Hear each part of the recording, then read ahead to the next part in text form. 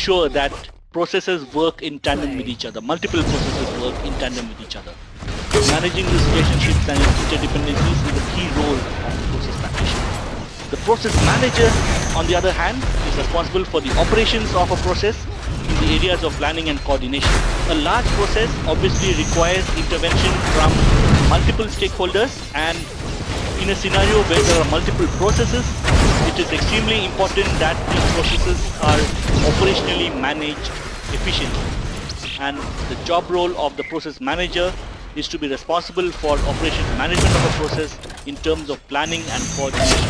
A complex process obviously requires a lot of planning and a lot of intelligence when it comes to coordination between multiple processes, and the process manager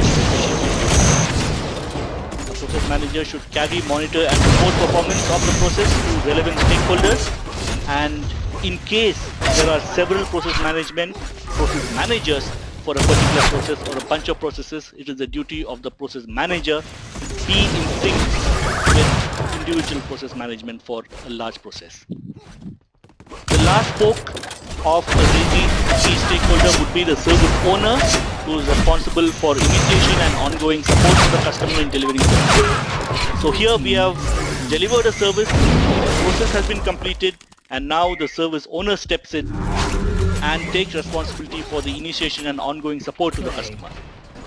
Going back to a previous example, you have purchased a broadband framework from a vendor, from an external vendor, and the external vendor will have a process by which the vendor ensures that there is adequate level of service being provided to you as a customer, and as part of this promise, the vendor will have a service owner who steps in after the implementation has been done to ensure that he or she becomes the single point of contact in case the customer, which is you or your business, to ensure that you do not have any issues, and in case you have an issue, the service owner will be the one. The service owner is accountable for specific delivery of a service and reports either to the service manager or probably a service director, depending on size of the company. The service owner liaisons with the business relationship manager to ensure that the service which has been delivered meets customer requirements. If you have asked for a particular sort of broadband connection, the vendor has to ensure that the specifications have been met, and the service owner, when he takes over after the implementation, needs to make sure from his or her business relationship manager that what the service that has been delivered is what the customer has been. The service owner participates in negotiating SLA and OLA because the service owner is closest to the customer and obviously understands the level of service that can be provided, and more importantly, in case there is a service or a service excellence promise that may or may not be fulfilled by the company, it is the duty of the service owner to bring this up and ensure that the SLA is not compromised, and he or she is also an integral part of creating the SLA itself to ensure that service levels that are agreed are practically achieved. The service owner, again, since he or she is closest and most intimate to the customer, is also in the best position to recommend process improvement for his or her company.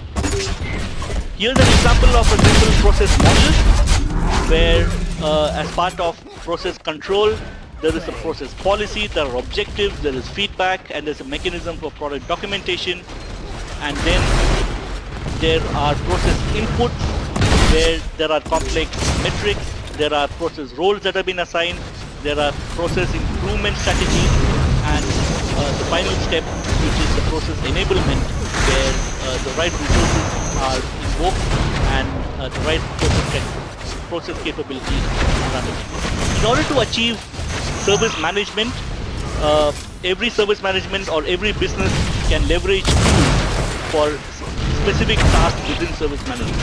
These include workflow engines, event management tools, discovery applications, reporting dashboards, diagnostic tools, content management systems. Very simply put, these are some of the tools that a business can use for efficient service management. These can also be looked upon as separate departments within the service management umbrella department for an organization. workflow engine, management tools, dashboards, diagnostic tools that will help you achieve an optimum level of service. With that, ladies and gentlemen, we come to the end of service management, the module on service management as a practice. And now we move on to the next module, which is service strategy, which is the second core volume of ITIL Foundation. So let's understand the core objectives of service strategy. The objectives of core strategy is to identify the services that the business offers, defining the service quality for each service, creating and documenting the value for customers, differentiating value from customers, performing financial management to provide value-centric visibility and control, and allocating specific resources. So this core volume of ITIL deals with devising a service strategy. This is the first step in a service transformation exercise. Every organization that chooses to transform its service delivery has to embark on a service transformation journey. And this module of ITIL deals with precisely that. Before the design, transition and operations, it is critical to define a strategy, right? You have the customer and you have a vague idea of the kind of services you can provide to the customer, and you have a fair belief that the customer would see value in those services. But before you actually design, transition and get into the operational aspects of a service, it is extremely important to define the strategy in the first place. It is essentially the long-term service vision and allocation of related costs and resources. You need to have a long-term vision around the suite of services that you offer. This is precisely the strategy that you have. It is extremely essential that you also pay attention to allocation of costs and the right number of resources to deliver a particular service or a suite of services. So how do you define a strategy? Defining a strategy is based on a few fundamental things. You need to first identify the services. You need to have a very deep understanding of your own services that you're providing to the customer. You need to then define service quality for each and every customer. You have a bunch of services and the customer obviously likes these services. You now need to define the quality of service that you're going to provide to the customer for each one of these services. You then need to create and document the value that supposedly the customer will get from your service, and you need to differentiate the value that you provide to the customer as against a competitor. Your business has a USP and you have a competitive advantage. You need to make sure that this is well documented, and this will go a long way in defining your own service strategy and the suite of services that you provide to the customer. It is also important to have financial management in providing value-centric visibility and control. You need to figure out how much you can charge the customer and how much you pay for your own resources for your business to provide the service to the customer. Hence, budgeting from the customer's end in terms of affordability and budgeting how much you are willing to spend on each of your resources to disseminate that particular service to your customer is extremely important. Financial management is one of the key aspects that ITIL takes place. And then of course, ensuring that you allocate the right resources for the right service. Within an organization, there is a pool of specialized individuals whose specialties range from strategy to implementation and everything else.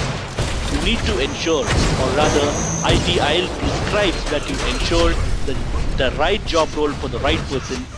In other words, allocation of specific resources for a specific task or a specific process is extremely important from an ITIL strategy. So what is the purpose of service strategy? The objective or purpose of service strategy can be encapsulated into the 4 P's of strategies. What do the 4 P's stand for? There is perspective, position, planning and patterns. Perspective stands for the vision and direction of business, the basic vision and direction that your business believes is of extreme importance to the customer. Position, which is your core value proposition that differentiates you from other competitors who operate in similar domains. Planning, having the right metrics of business, service provider and customer. Patterns, which might be repeatable or non-repeatable. Let's take a deep dive into each of these. This is extremely critical from an ITIL standpoint. The 4 P's of ITIL the 4 P's of service strategy. It is extremely important for the organization to reach from current state goals of excellence. It is extremely important to have the right perspective. Every business should have a vision and a direction for it. This is obviously closely tied to the services that you offer to the customer, and the services that you offer to the customer will be based on an internal vision and a direction that you have set for the business from your end. Positioning. Your business provides a set of services and that differentiates you from competition. You have a core value proposition that you believe the customer is paying you for. It is extremely important to get this positioning right. This is what will help you get from a current state to a desired position or a desired goal of yours. The next obvious step is to plan. Make a matrix of where you want your business to be X years from now, X months from now. What is the nature of service providers you're going to collaborate with, and how customer requirements are changing, and what is the customer profile that you are after. It is extremely important to plan.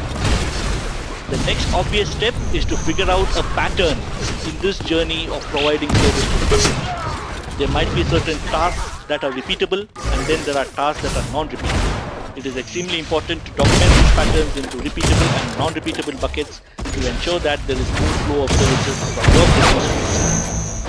Of late, there is also a fifth P which has unofficially been used by businesses worldwide. This is ploy. So ploy essentially means companies modifying their business goals based on competitors' strength and weakness. Let's take a step back. The 4 P's. You have a perspective, you have positioned your service, you have planned, and you have figured out the pattern of it. Now, the next logical thing you can do is to do a competitor analysis and figure out where your competitors lack it and hope to fill that gap. This is the 5th P, which is ploy. Obviously, this 5th P, which is ploy, is not created by Mintzberg in 1994 when the 4 Ps were created. The goal of the 4 Ps is simply to remain uniquely valuable to customers for as long as possible and continually follow the cycle to stay relevant and efficient. You have to be valuable, you need to continue to remain valuable to your customer, you need to be a unique value proposition to your customers. Your service has to become valuable to the customers, and for this to happen, you need to transform your service management into a strategic